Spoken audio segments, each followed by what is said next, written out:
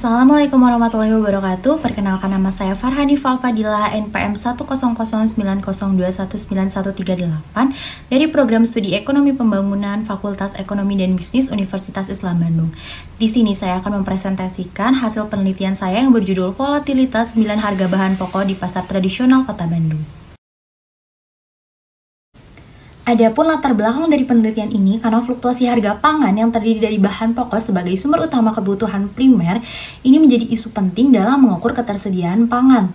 Ketersediaan pangan ini sendiri dapat mewujudkan ketahanan pangan sesuai dengan tujuan pembangunan berkelanjutan atau SDGs, Sustainable Development Goals, pada poin kedua, yaitu no hunger atau tidak ada kelaparan. Kebutuhan pangan ini sendiri ditopang oleh sektor pertanian dan juga sektor peternakan yang dapat mempengaruhi pembangunan Indonesia. Fluktuasi harga pangan juga berimbas kepada inflasi.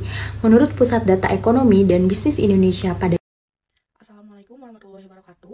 Perkenalkan, saya Banang Satwalira dengan NPM 10090211926 dari Prodi Ekonomi Pembangunan akan mempresentasikan penelitian saya yang berjudul Pengaruh Teknologi Acceptance Model terhadap minat masyarakat dalam membayar pajak bumi dan bangunan secara online di kantor UPTD Pengelola Pendapatan Daerah Kota Sukabumi.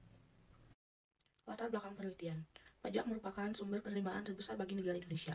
Hal ini dapat dilihat dari APBN yang menunjukkan bahwa sektor perpajakan memberikan kontribusi terbesar bagi penerimaan negara.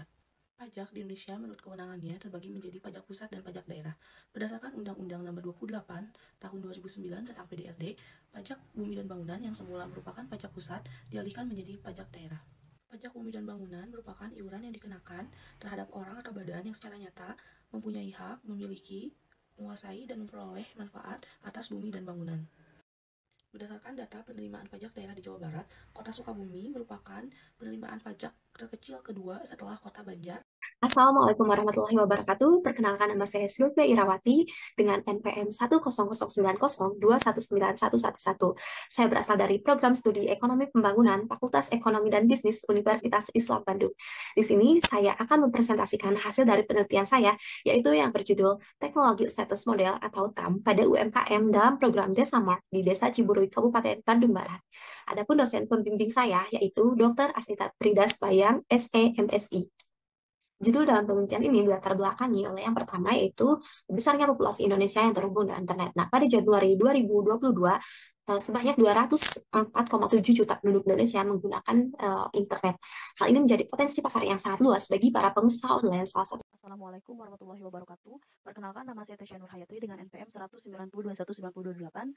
Saya merupakan mahasiswi Program Studi Ekonomi Pembangunan Fakultas Ekonomi dan Bisnis Universitas Islam Bandung. Pada kesempatan kali ini saya akan mempresentasikan hasil penelitian saya berjudul Pengaruh Pengeluaran Konsumsi Rumah Tangga, Jumlah Penduduk dan Harga Gas Alam terhadap Permintaan Gas Alam di Indonesia tahun 2000 hingga tahun 2022 dengan dosen pembimbing Dr. Ima Amalia, SEMSI. Latar belakang mengapa akhirnya saya memilih penelitian ini. Gas alam yaitu bahan bakar fosil yang berbentuk gas dan terdiri dari metana, atau dalam rumus kimianya yaitu CH4 yang memiliki molekul hidrokarbon rantai terpendek dan memiliki sifat lebih ringan dari udara. Jika dibandingkan dengan negara ASEAN lainnya, maka Indonesia memiliki kapasitas produksi kedua terbesar setelah Malaysia.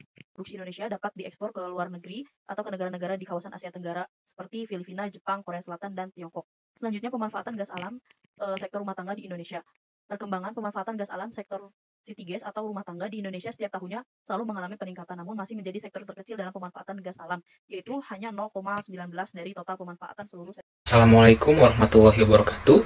Perkenalkan, nama saya Iza Rismawan, NPM 190219035 yang dibimbing oleh Dr. Ima Amalia, SEMSI. Pada kesempatan kali ini, izinkan saya untuk memaparkan hasil penelitian saya yang berjudul Pengembangan Geopark Raja Mandala dalam mendukung pembangunan nasional dan daerah yang berkelanjutan. Latar belakang pada penelitian ini didasarkan pada isu pengembangan potensi daerah, yaitu salah satunya dilakukan melalui pengembangan kawasan dengan konsep geopark. Nah, geopark sendiri merupakan suatu wilayah ekonomi di mana di dalamnya itu terdapat unsur-unsur geologi seperti geodiversity, biodiversity, dan culture diversity, dan nantinya pengembangan geopark ini dapat meningkatkan perekonomian masyarakat lokal itu sendiri. Saat ini Indonesia berada di peringkat 5 dunia dengan perolehan 8 UNESCO Global Geopark, seperti yang dapat dilihat pada tabel 1.1. Selanjutnya, pengembangan geopark ini tentunya berkontribusi bagi upaya Indonesia dalam mencapai target SDGs dan tertuang dalam